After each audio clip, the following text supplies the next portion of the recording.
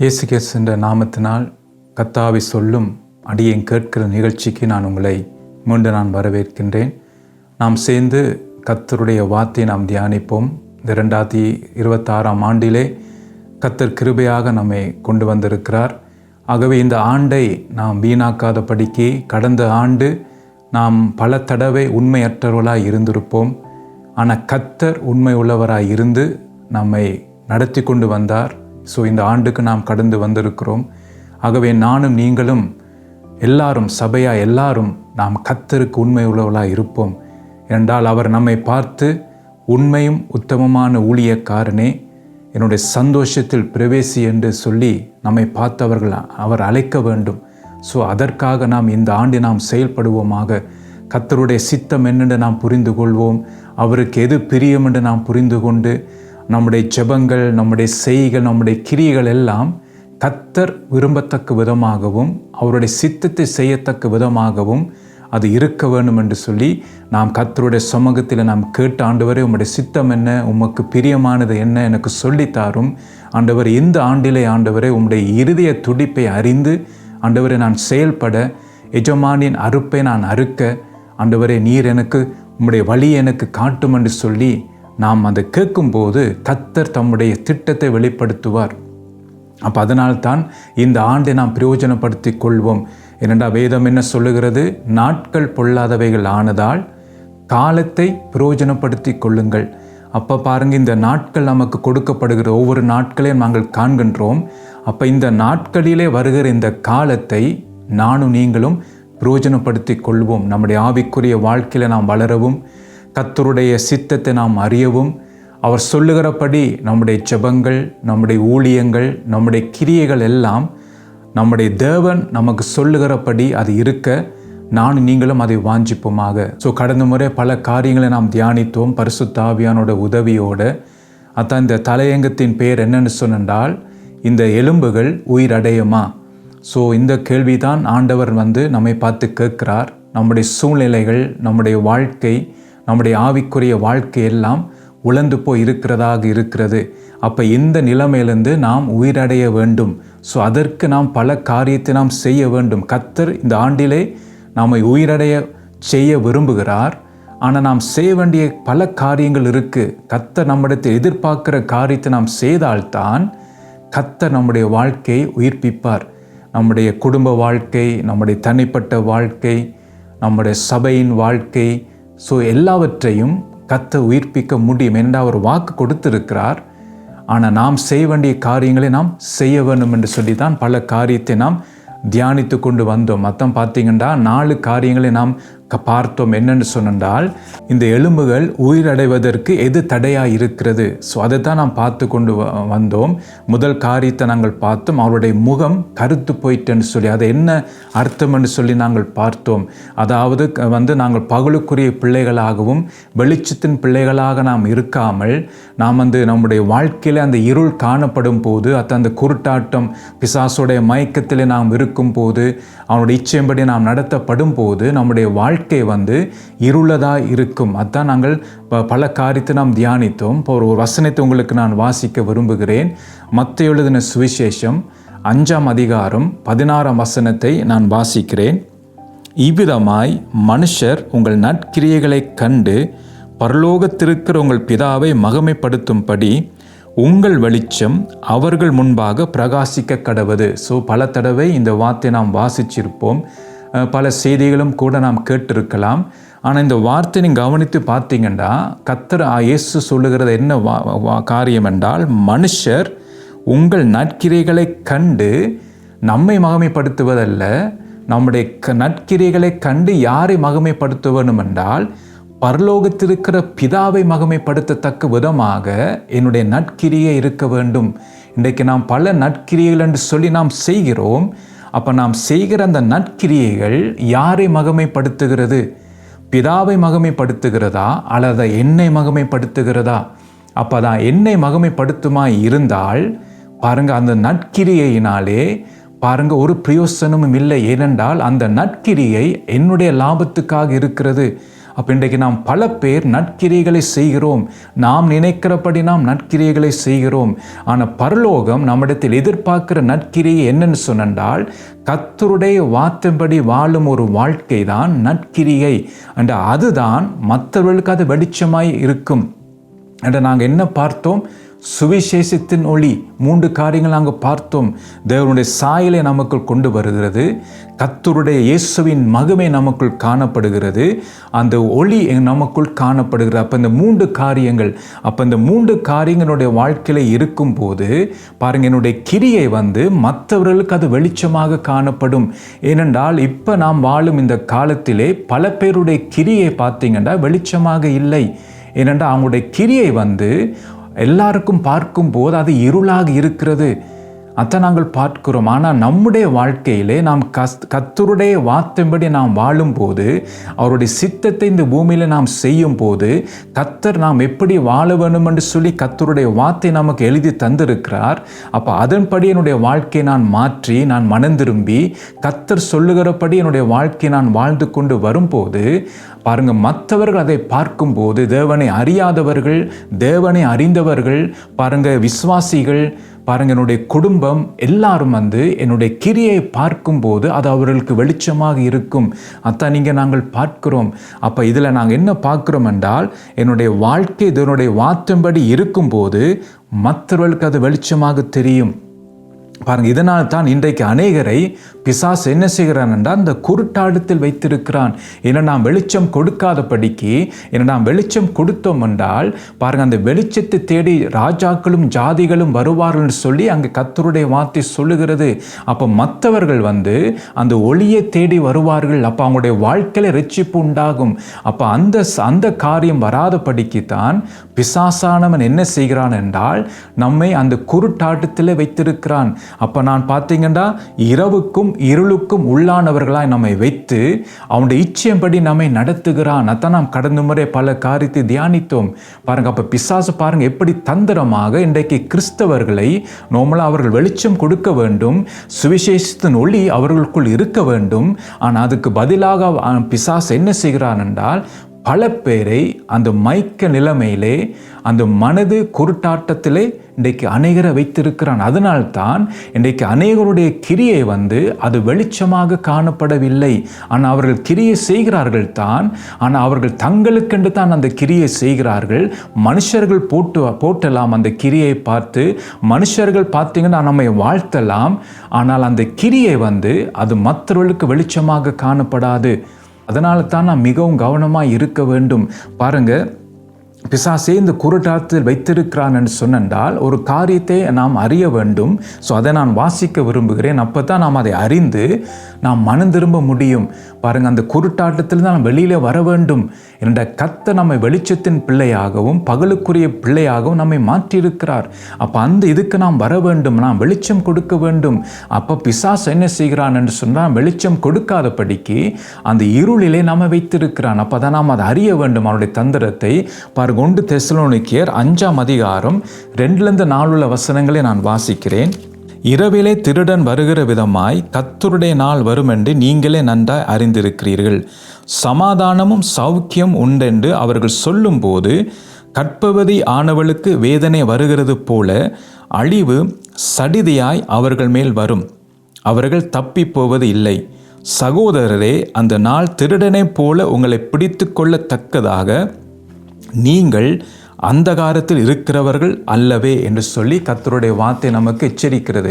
பாருங்கள், அப்போ இதில் என்ன நாங்கள் பார்க்குறோம் என்று சொன்னால், பாருங்கள், அப்படிப்பட்டவர்கள் பாருங்கள் இருளில் இருக்கும்போது, அந்த குருட்டாட்டத்தில் இருக்கும்போது அப்படிப்பட்டவர்களுக்கு இயேசு திருடனை போல போய்விடுவார் என்று அவர்கள் ஆயத்தமாக இல்லாததினாலே அவர்கள் வெளிச்சத்தின் பிள்ளைகளாகவும் பகலுக்குரிய பிள்ளைகளாகவும் அவர்கள் இருக்காமல் அவர்கள் இருளில் இருக்கிறபடியினாலே, அந்தகாரத்தில் இருக்கிறபடியினாலே இயேசுவின் வருகை அப்படிப்பட்டவர்களுக்கு அது திருடனை போல போவதாக இருக்கும். அதான் நாம் மிகவும் கவனமாக இருக்க வேண்டும். ஏன் அது அப்படி இருக்குன்னு சொன்னால், பாருங்கள், 1 தெசலோனிக்கேயர் 5:4 சொல்லுகிறது. பாருங்கள், சகோதரரே, அந்த நாள் திருடனை போல உங்களை பிடித்து கொள்ளத்தக்கதாக நீங்கள் அந்தகாரத்தில் இருக்கிறவர்கள் அல்லவே என்று சொல்லப்படுகிறது. அப்போ இதுக்கு என்ன காரணம் என்றால், இப்படிப்பட்டவர்கள் அந்தகாரத்தில் இருக்கிறதான் காரணம் சொல்லப்படுகிறது. அப்போ அப்படிப்பட்டவர்களுக்கு இயேசுவின் வருகை ஒரு திருடனை போல இருக்கும். அதை இங்கே நாங்கள் பார்க்குறோம். கர்த்தருடைய வார்த்தை நமக்கு எச்சரிக்கிறது. ஏனென்றால் இவர்கள் எப்படி இருப்பார்களாம் சொல்லப்பட்டிருக்கு. 1 தெசலோனிக்கர் 5:3 பார்க்கும்போது பாருங்கள், அந்த இருளில் இருக்கிறவர்கள் அவங்க எப்படி அவங்களோட வாழ்க்கை இருக்குமாம், சமாதானமும் சௌக்கியம் உண்டென்று அவர்கள் சொல்லும் போது, அப்போ அவர்கள் என்ன சொல்வார்கள் நான் சமாதானமாக இருக்கிறேன், நான் சந்தோஷமாக இருக்கிறேன், கர்த்தர் என்னை நல்லா ஆசீர்வதித்திருக்கிறார், நல்ல எனக்கு வேலை இருக்கிறது, நல்ல வருமானம் எனக்கு இருக்கிறது, ஸோ என்னோட பிள்ளைகள் நல்லா படிக்கிறார்கள். அப்போ அவர்கள் பார்த்தீங்கன்னா கர்த்தரை விட்டுட்டு ஆசீர்வாதத்தை பிடித்து கொண்டு இருக்கிறார்கள். ஸோ கர்த்தர் தான் நம்மை ஆசீர்வதிக்கிறார், கர்த்தர் தான் நம்மை மேன்மைப்படுத்துகிறார். ஆனால் இப்படிப்பட்டவர்கள் என்ன செய்வார்கள், அந்த ஆசீர்வாதத்தை மாத்திரம் பிடித்து கொண்டு கிறிஸ்துவை விட்டு விடுவார்கள்.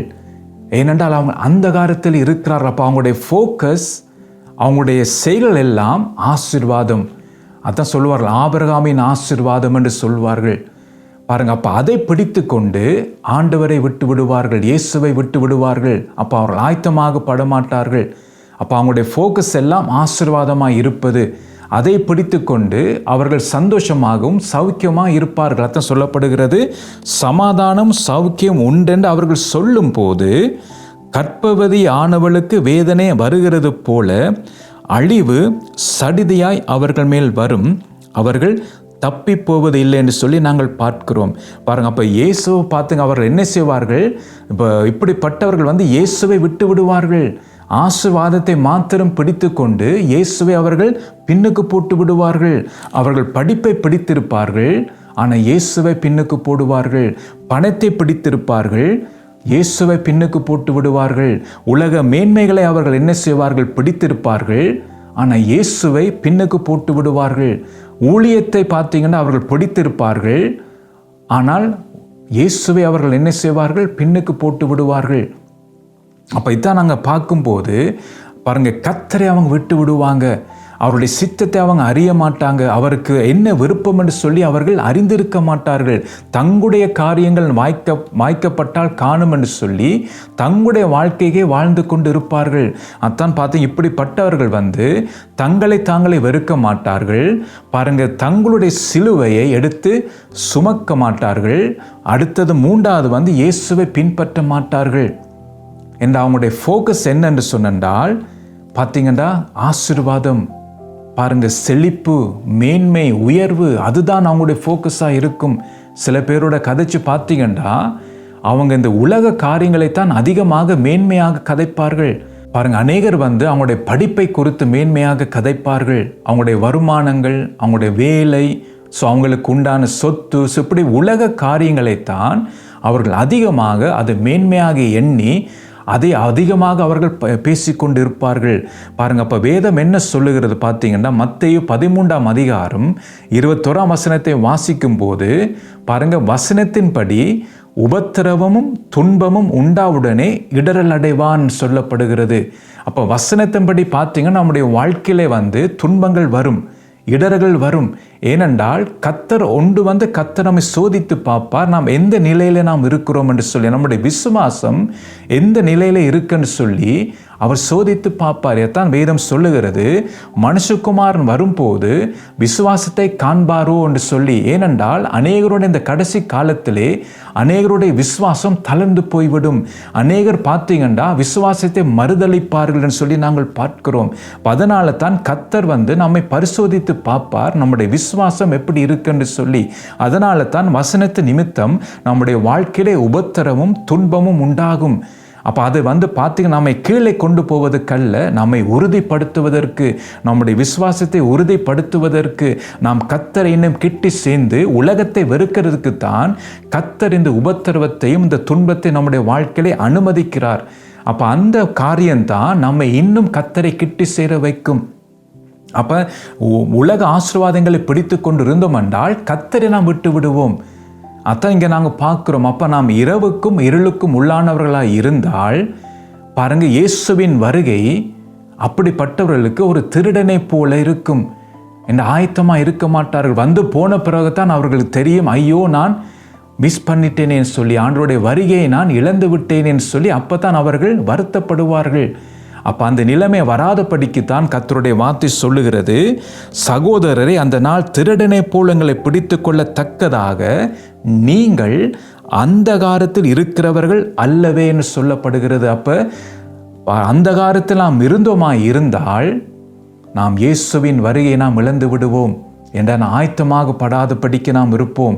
ஆசீர்வாதத்தை பிடித்து கொண்டு, நன்மைகளை பிடித்து கொண்டு, அதே நாம் பார்த்தீங்கன்னா மெச்சிக்கொண்டு, நாம் அதே மேன்மை பாராட்டி கொண்டு நாம் அதுக்கு பின்னாலே போய்கொண்டிருப்போம்.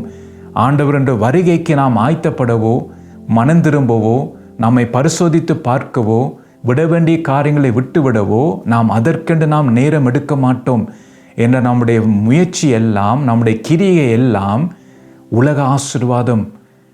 அப்போ உலக வாழ்க்கையிலே நாம் அந்த ஆசீர்வாதமாக இருக்க வேண்டும் என்று சொல்லிதான் அவர்கள் என்ன செய்வார்கள், அதற்கு பின்பாக போவார்கள். பாருங்க, வசனத்தின்படி நான் வாழும்போது உபத்திரவும் துன்பம் வரும் என்று சொல்லப்படுகிறது. பாருங்க, ஏன் உபத்திரவும் துன்பம் வர வேண்டும் என்றால் அதை நான் காட்ட விரும்புகிறேன். அப்பதான் நாம் சரியாக நாம் அறிந்து கொள்ள முடியும். ஏன் ஆண்டவர் உபத்திரவ துன்பத்தை நமக்கு அனுமதிக்கிறார் என்று சொல்லி அப்போ நாம் கற்றுக்கொள்ள முடியும். பாருங்க, 1 பேதுரு 4ஆம் அதிகாரம் 17 - 19 வசனங்களை வாசிக்கும் போது நாம் அந்த காரியத்தை நாம் அறிந்து கொள்ளலாம். நியாய தீர்ப்பு தேவனுடைய வீட்டிலே துவங்கும் காலமாக இருக்கிறது. முந்தி நம்மிடத்திலே அது துவங்கினால் தேவனுடைய சுவிசேஷத்துக்கு கீழ்ப்படியாதவருடைய முடிவு என்னமா இருக்கும்? நீதிமானே ரட்சிக்கப்படுகிறது அரிதானால் பக்தி இல்லாதவனும் பாவியும் எங்கே நிற்பான்?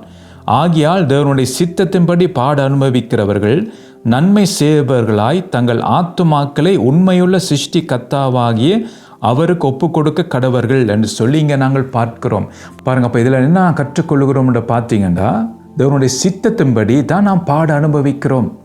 அது தேவனுடைய சித்தம், அது நாம் பாட அனுபவிப்பது தேவனுடைய சித்தம். அப்போ நாம் தேவனுடைய சித்தத்தின்படி அந்த பாடின் வழியாக நான் போகும்போது பார்த்தீங்கன்னா பாருங்கள், 2வது தேவன் என்னிடத்தில் விரும்புகிறபடி நான் நன்மை செய்வேன்.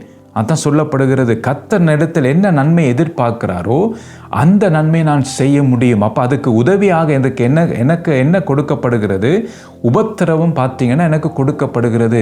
அப்போ அந்த உபத்திரவத்தின் மூலமாக நான் என்ன செய்வேன்டா, கர்த்தர் என்னிடத்தை எதிர்பார்க்கிற அந்த நன்மையை நான் செய்ய முடியும். அதான் சங்கீதத்தில் அருமையாக சொல்லப்பட்டிருக்கு, நான் உபத்திரவப்பட்டது நல்லது, அதனாலே தேவனுடைய பிரமாணங்களை கை கொள்ள எனக்கு அது உதவி செய்ததுன்னு சொல்லி. அப்போ சில நேரம் பார்த்தீங்கன்னா சில பாடுகள் வழியாய் போகும்போது, சில உபத்திரவங்கள் வழியாய் போகும்போது பாருங்க, நம்முடைய சிந்தனைகள், நம்முடைய நோக்கங்கள் எல்லாம் மாறுகிறது. பாருங்கள், எல்லாம் நாம் சந்தோஷமாக இருக்கும்போது, நாம் எல்லாம் சந்தோஷமாக நம்முடைய வாழ்க்கையை நாம் வாழும்போது, நாம் விரும்புவதெல்லாம் நடக்கும்போது பாருங்கள், நமக்கு தெரியாமலே நாம் கர்த்தரை விட்டு தூரம் போய் கொண்டிருப்போம். அந்த நன்மைகளை பிடித்து கொண்டு, அந்த ஆசீர்வாதங்களை பிடித்து கொண்டு அதை நாம் என்ன செய்ய மேன்மைப்படுத்தி கொண்டு நாம் இருப்போம். அப்போ நம்முடைய சிந்தனை பாருங்கள் வேறு விதமாக இருக்கும். பாருங்கள், உதாரணத்துக்கு பாருங்கள், ஒரு வியாதி உள்ளவனை பார்க்கும்போது பாருங்கள், டாக்டர்மா சொல்லுவாங்க ஒரு 3 மாதம் தான் உங்களுக்கு டைம் கொடுக்கப்பட்டிருக்குன்னு சொல்லி. அப்போ அப்படிப்பட்டவர்கள் பார்த்தீங்கன்னா அவங்க வீடு வாங்க வேண்டும், விடுமுறைகளுக்கு போக வேண்டும். பாருங்கள், அதை குறித்து, இந்த உலக வாழ்க்கையை குறித்து அவர்கள் பார்த்தீங்கன்னா சிந்திக்க மாட்டார்கள். அவங்களுடைய சிந்தனை மாறிவிட்டது.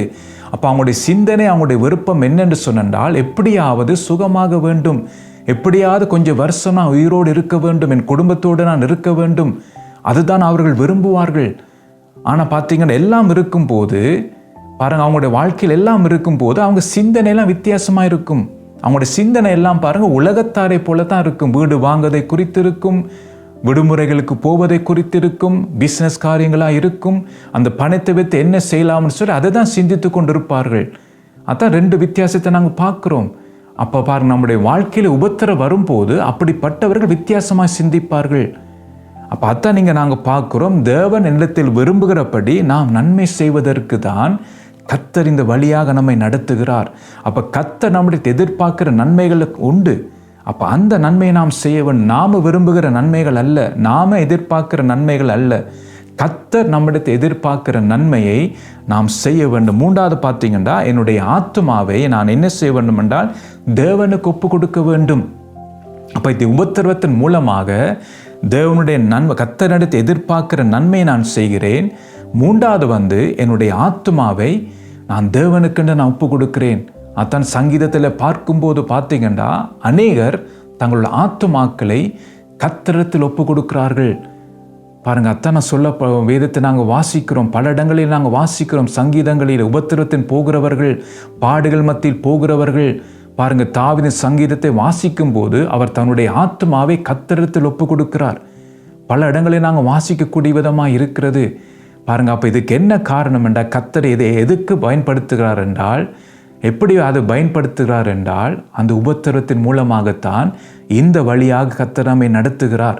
பாருங்கள், 2 கொரிந்தியர் 4ஆம் அதிகாரம் 17-18 உள்ள வசனங்களை நான் உங்களுக்கு வாசிக்கிறேன்.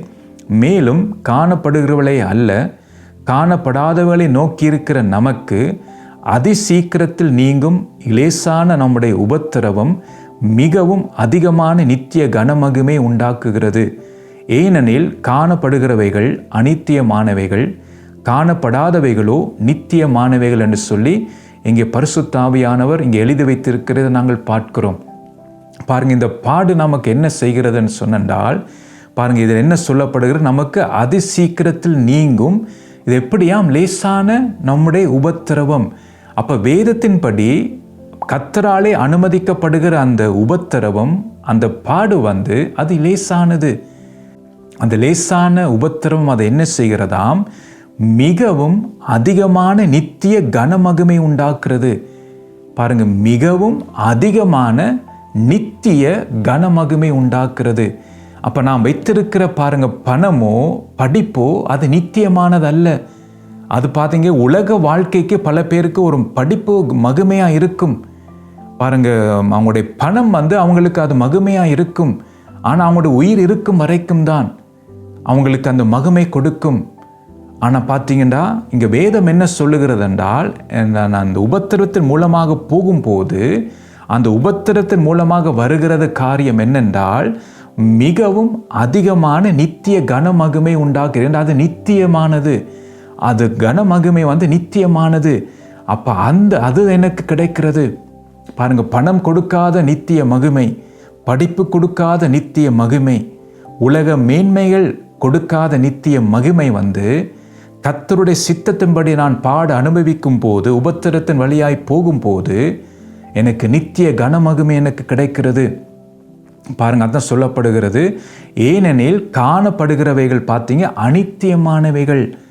அப்போ நாம் பார்க்கிறதெல்லாம், நாம் விரும்புவதெல்லாம், எதற்காக நாம் பிரயாசப்படுகிறோம், எதற்காக நாம் ஓடுகிறோம், எதற்காக நாம் அதிகமான பலத்தை கொடுக்கிறோம், இரவும் பகலும் கண் விழித்து கொண்டு நாம் அதிகமாக ஓடுகிறோம், அதெல்லாம் பார்த்தீங்கன்னா வேதம் என்ன சொல்லுகிறது, காணப்படுகிறவைகள் அனித்தியமானவைகள் என்றால் அதுக்கு நிரந்தரமாக ஒன்றும் இல்லை என்றால், மரிக்கும் போது யாரும் எதையும் கொண்டு போக முடியாது என்ற, எல்லாரும் மண்ணுக்கு கீழே தான் போவார்கள். அப்போ இதான் நாங்கள் பார்க்குறோம். ஆனால் காணப்படாதவைகளோ நித்தியமானவைகள். அப்போ அதற்கு தான் பாருங்க இந்த உபத்திரவம் எனக்கு உதவி செய்கிறது என்றால், காணப்படாதவைகளை நான் பெற்றுக்கொள்வதற்கு. மேலும் காணப்படுகிறவளை அல்ல, காணப்படாத நோக்கி இருக்கிற நமக்கு. அப்போ இந்த 2026ஆம் ஆண்டிலே இன்றைக்கு நாம் எதை நோக்கி இருக்க போகிறோம்? பாருங்க, காணப்படுகிறவளை நோக்கி இருக்க போகிறோமா, அல்லது காணப்படாதவைகளை நாம் நோக்கி இருக்க போகிறோமா? அப்போ இன்னும் நாம் கடந்த ஆண்டு இன்னும் நாம் காணப்படுகிறவர்களை நோக்கி கொண்டு இருந்தோமா இருந்தால், பாருங்க, அது நம்முடைய வாழ்க்கையிலே கனமகிமை உண்டாக்காது, நித்திய கனமகிமை உண்டாக்காது. அப்போ இந்த ஆண்டிலே நாம் ஒரு முடிவெடுக்க வேண்டும். பாருங்க, காணப்படுகிறவர்களை நாம் விட்டுட்டு காணப்படாதவர்களை நாம் நோக்கி இருக்க வேண்டும் என்ற, அதுதான் நம்முடைய வாழ்க்கையிலே நித்திய ஜீவனுக்குள் நாம் பிரவேசிக்கிறதுக்கு அதுதான் நமக்கு உதவி செய்யும். அப்போ அதான் நாங்கள் பாருங்கள், இந்த உபத்திரத்தின் வழியாக நாங்கள் கடந்து போகிறோம். என்னென்றால், கர்த்தர் நமக்கு அனுமதித்திருக்கிறார். அதான் கர்த்தருடைய சித்தத்தின்படி பாட அனுபவிக்கிற நாங்கள் என்று சொல்லி அங்கே நாங்கள் 1 பேதுரு நாங்கள் பார்க்கிறோம். அப்போ அவருடைய சித்தம் என்னென்றால், நான் பாட அனுபவிக்க வேண்டும், அந்த வழியாக நான் கடந்து போக வேண்டும் என்று சொல்லி தான் இங்கே நாங்கள் பார்க்கிறோம். பாருங்கள், இந்த உபத்திரவம் தான் காணப்படுவர்களை அல்ல, அதை பணம் படிப்பு உலக காரியங்கள் அது நோக்காமல் தேவனுடைய சித்தத்தின்படி நான் பாட அனுபவிக்கிறபடியால் அதான் சொல்லப்படுகிறது, இது எனக்கு லேசாக இருக்கிறது. ஏன்னா தேவனுடைய சித்தத்தின்படி நான் பாட அனுபவிக்கிறபடினாலே அடுத்தது மிகவும் அதிகமான நித்திய கனமகுமே இது உண்டாக்குகிறது. இப்போ ஆண்டவருடைய சித்தத்தின்படி நாம் பாட அனுபவிக்கும் போது பாருங்க, கர்த்தர் நம்முடைய வாழ்க்கையில மேலானவைகளை நோக்குவதற்கு அந்த பாடு நமக்கு உதவி செய்யும். அப்போ அந்த பாடின் வழியாக நான் போகாட்டால் பாருங்க, மேலானவைகளை நோக்கி பார்க்க மாட்டேன், கீழான காரியத்தை தான் நான் நோக்கி பார்ப்பேன், அனித்தியமான காரியத்தை நான் நோக்கி நான் பார்ப்பேன். அப்போ சரியான வழியிலே என்னை கொண்டு போவதற்காக கர்த்தர் என்ன செய்வார் என்று சொன்னால் பாருங்க, இந்த பாடின் வழியாக என்னை நடத்தி கொண்டு போவார். உங்களுக்கு தெரியும், அந்த இளைய குமாரனுடைய சம்பவத்தை நாங்கள் பார்க்கும்போது பாருங்க, அவன் அந்த மாதிரி அவன் இருந்தான். தகப்பனுடைய ஆஸ்தி எல்லாம் அவன் பார்த்தீங்கன்னா பிள்ளையான வழியிலே போய் செலவழித்தான். ஆனால் பார்த்தீங்கன்னா அவனுடைய நாட்களிலே பாருங்க, அவன் எல்லாவற்றையும் செலவழித்தான். ஆனால் அவனுடைய வாழ்க்கையிலே பார்க்கும்போது ஒரு பஞ்சம் உண்டானது. அதுக்கு பிற்பாடு தான் அவனுக்கு குறைவு வந்த பிற்பாடு அப்போதான் பார்க்கும்போது அவனுக்கு தெளிந்த புத்தி உண்டாகிறது. ஏனென்றால் கர்த்தர் அந்த நேரம் உபத்திரம் வந்த பிறகுத்தான் அவனுடைய புத்தி மாறுகிறது. அப்போ அவன் என்ன சொல்லுகிறான், நான் பிதாவிடத்து தான் திரும்பி போவேன் என்று சொல்லி. என்ற வசதி இருக்கும்போது, ஃப்ரெண்ட்ஸ்மாரோடு இருக்கும்போது அதை பற்றி அவன் சிந்திக்கவே இல்லை. ஆனால் அவனுடைய வாழ்க்கையில குறைவு வந்தது. ஆனால் அப்போ தான் அதுக்கு பிறகுத்தான் அவனுடைய சிந்தனை மாறினது, தெளிந்த புத்தி அவனுக்கு உண்டானது. அப்போ அந்த புத்தி தான், தெளிந்த புத்தி தான் திரும்பமாக பிதாவிடத்து போவதற்கு உதவி செய்தது. பாருங்க, அப்போ தெளிந்த புத்தி வருவதற்கு எது தேவையாக இருந்தது பாருங்க, உபத்திரவம். அவன் குறைவுபட்டான். அதே போலத்தான் நம்முடைய வாழ்க்கையிலே நாம் குறைவுபட்டிருக்கிறோமா, உபத்திரத்தின் வழியாய் போகிறோமா, அது நன்மைக்காகத்தான் கர்த்தர் அனுமதித்திருக்கிறார். ஏனென்றால் நாம் என்ன செய்கிறோம், நமக்கு தெரியாமலே அனித்தியமானவைகளை நாம் நோக்கி கொண்டிருக்கிறோம். நம்முடைய ஜெபம் எல்லாம் அனித்தியமானவைகளுக்கு ஏற்ற விதமாக இருக்கிறது. அப்போ நம்முடைய சிந்தனையை மாற்றுவதற்கும் நமக்கு ஒரு தெளிந்த புத்தி உண்டாக்குவதற்கும் கர்த்தர் என்ன செய்கிறாருன்னு சொன்னால், கர்த்தர் நமக்கு உபத்திரவத்தை அனுப்புகிறார். அவருடைய சித்தத்தின்படி அவர் என்ன செய்கிறார், அந்த உபத்திரவத்தை அனுப்புகிறார். பாருங்க, ஒரு வசனத்தை உங்களுக்கு நான் வாசிக்க விரும்புகிறேன். 1 தெசலோனிக்கேயர் 4 அதிகாரம் 16-17. ஏனெனில் கர்த்தர் தாமே ஆரவாரத்தோடும் பிரதான தூதனுடைய சத்தத்தோடும் தேவ எக்காலத்தோடும் வானத்திலிருந்து இறங்கி வருவார். அப்பொழுது கிறிஸ்துவுக்குள் மரித்தவர்கள் முதலாவது எழுந்திருப்பார்கள். பின்பு உயிரோடு இருக்கும் நாமும் கர்த்தருக்கு எதிர்கொண்டு போக மேகங்கள் மேல் அவரோடு கூட ஆகாயத்தில் எடுத்துக்கொள்ளப்பட்டு இவ்விதமாய் எப்பொழுதும் கர்த்தருடனே கூட இருப்போம் என்று சொல்லி இங்கே நாங்கள் பார்க்கிறோம். அப்போ இந்த உபத்திரத்தின் வழியாக நாங்கள் போகும்போது பாருங்கள், இந்த ஆண்டோடைய வருகையை நாம் எதிர்நோக்கி பார்த்து கொண்டிருப்போம், ஆயத்தமாக நாம் பார்த்து கொண்டிருப்போம். அப்போ நாங்கள் முதல்ல என்ன பார்த்தோம் என்றால், இருளிலே இருக்கிறவர்கள், அந்தகாரத்தில் இருக்கிறவர்களுக்கு ஆண்டுடைய வருகை ஒரு திருடன் வந்து போவது போல இருக்கும் என்று சொல்லி நாங்கள் பார்த்தோம். ஏனென்றால் அவர்கள் அனித்தியமானவைகளை நோக்கி கொண்டு இருக்கிறபடியினால் ஆண்டோடைய வருகையை எதிர்நோக்கி பார்க்க மாட்டார்கள், ஆண்டுடைய வருகைக்காக காத்திருக்க மாட்டார்கள். அப்ப அதனால் தான் கர்த்தர் என்ன செய்கிறார் என்றால், நமக்கு உபத்திரத்தின் வழியாக, அதாவது தேவனுடைய சித்தத்தின்படி அந்த உபத்திரம் நமக்கு கொடுக்கப்படுகிறது. அப்ப அந்த வழியா நாங்கள் போகும்போது இதுவரைக்கும் என்னுடைய கண் அனித்தியமானவைகளை நோக்கி கொண்டு இருந்த என்னுடைய கண் பாருங்க, இப்ப என்ன பார்க்கிறேன்டா, மேலானவை நாங்கள் நோக்கி பார்க்கிறோம். அப்போ அது பார்த்தீங்கன்னா இந்த உபத்திரவம் தான் என்னுடைய பார்வையை மாற்ற செய்தது. அப்போ நம்முடைய பார்வை பார்த்தீங்கன்னா இதுவரைக்கும் அனித்தியமானவைகளை பார்த்த நம்முடைய பார்வை நித்தியமானவைகளை நோக்கி பார்க்கத்தக்க விதமாக நம்முடைய சிந்தனை மாற்றப்படுகிறது.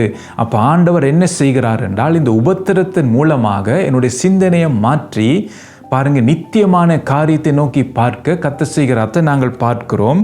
பாருங்க, ஆண்டவர் வரும்போது சொல்லப்படுகிறது, பின்பு உயிரோடு இருக்கும் நாமும் கர்த்தருக்கு எதிர்கொண்டு போக. அதான் நித்தியமானத்தை நாம் நோக்கி கொண்டிருக்கிறோம்.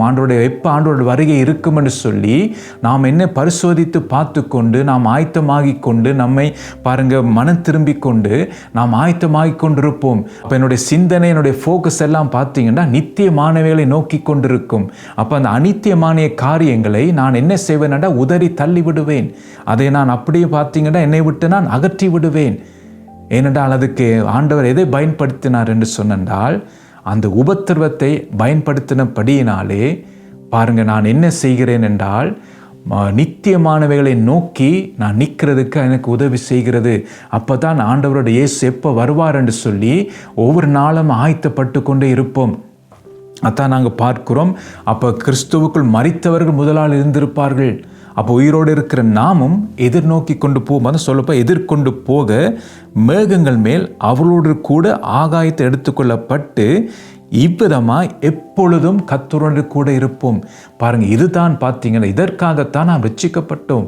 இதற்காகத்தான் நாம் பார்த்தீங்கன்னா நாம் கிறிஸ்தவர்களாக நாம் இந்த உலகத்திலே வாழ்கிறோம். எதற்கென்றால் அவரோடு கூட என்றென்றைக்கும் நாம் இருக்க வேண்டும். அப்போ அதுதான் என்னுடைய கிரியை வெளிச்சத்தின் பிள்ளையாக இருக்க வேண்டும், பகலுக்குரியவனாக நாம் இருக்க வேண்டும். அப்போ நான் புலம்பிள்ளையில பார்த்தது போல 4:8 நாங்கள் பார்த்தோம், அவளுடைய முகம் கருத்து போயிட்டுன்னு சொல்லி நாங்கள் பார்க்கிறோம். அப்போ இந்த எலும்புகள் உயிரிழவதற்கு எது தடையாக இருக்கிறது என்றால் அதை நாங்கள் பார்த்தோம், அவளுடைய முகம் கருத்து போயிட்டு. அதுதான் இதனுடைய அர்த்தத்தை நாங்கள் பார்த்தோம். அப்போ இந்த நிலைமையில் நாம் இருந்தோமா இருந்தால் நம்மை உயிர்ப்பிக்க பாருங்க முடியாதபடி இருக்கும் என்ற இதிலிருந்து நாம் வெளியில் வர வேண்டும். அப்போ அதுதான் நாம் பல காரியத்தை நாம் தியானித்து கொண்டு வருகிறோம். அந்த காரியத்திலிருந்து என்ன நடக்கும் என்று சொல்லி நாங்கள் தியானித்தோம். அப்போ நான் பார்த்தீங்கன்னா அந்த காலத்தில் இருக்கிறவர்கள் அனித்தியமானவைகளை தான் நோக்கி பார்ப்பார்கள். அப்போ நானும் நீங்களும் பகலின் பிள்ளைகளாகவும் வெளிச்சத்தின் பிள்ளைகளாக இருந்து நித்தியமானவைகளை நோக்கி இருக்க வேண்டும். அப்படிப்பட்டவர்கள் தான் ஆண்டவர் என்ன செய்வாராம், அவர்களை உயிர்ப்பிப்பார். அப்போ இந்த நிலைமைக்கு நானும் நீங்களும் வர வேண்டும். இதற்காகத்தான் நாம் ஜெபம் பண்ண வேண்டும். ஆண்டவரே, இதுவரைக்கும் அப்பா கடந்த ஆண்டெல்லாம் ஆண்டவரே அனித்தியமானவைகளுக்கு நான் நோக்கி பார்த்தேன் ஆண்டவரே. ஆகவே இந்த ஆண்டிலே அப்பா அவைகள் எல்லாவற்றையும் நான் ஒழித்து விட்டு நீர் விரும்புகிற படிக்கத்தாவே ஆண்டவரே, இதோ நான் கத்தாவே நித்தியமானவைகளை நோக்கி நிற்க ஆண்டவர் என்னை நீர் ஆண்டவர் ஆயத்தப்படுத்தும், ஆண்டவர் எனக்கு உதவி செய்யும் என்று சொல்லி நாம் எல்லாரும் இதற்காக நான் பாரப்பட்டு ஜெபிக்க வேண்டும். அப்போ ஜெபிக்கும் போது அந்த உன்னத வல்லமை நமக்குள் ஆவியானோட பலத்தாலே நிரப்பப்பட்டு நாம் பார்த்தீங்கன்னா நாம் நித்தியமானவைகளை நோக்குவதற்கு ஆவியானவர் நமக்கு உதவி செய்வார். அடுத்த முறைக்கு தொடர்ந்து மிச்ச காரியத்தை தியானிப்போம். கர்த்தர் தாமே உங்களை ஆசீர்வதிப்பாராக.